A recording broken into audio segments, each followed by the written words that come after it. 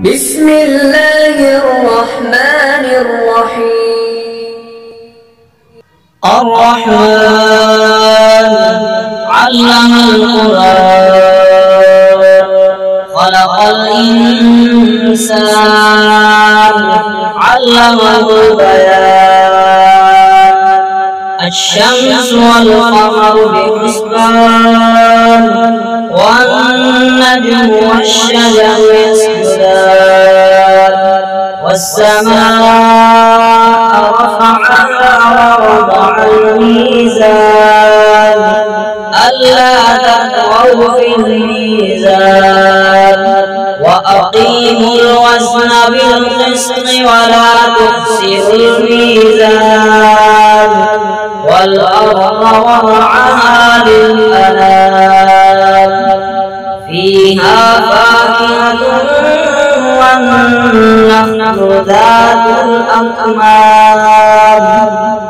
والحب ذو العصف والريحان فبأي آلاء ربكما تكذبان خلق الإنسان من صلصال كالفخار وخلق الجان من مارج من نار فبأي آلاء ربكما تكذبان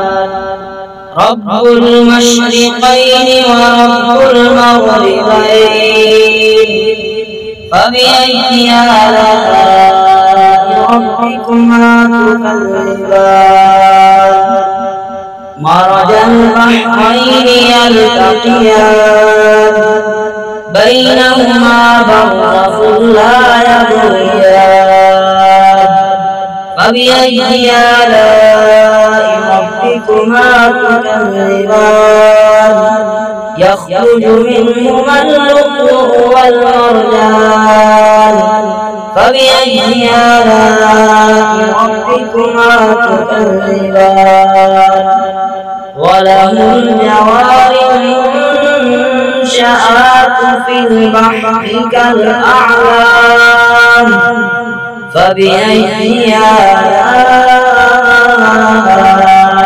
ربكما تكذبان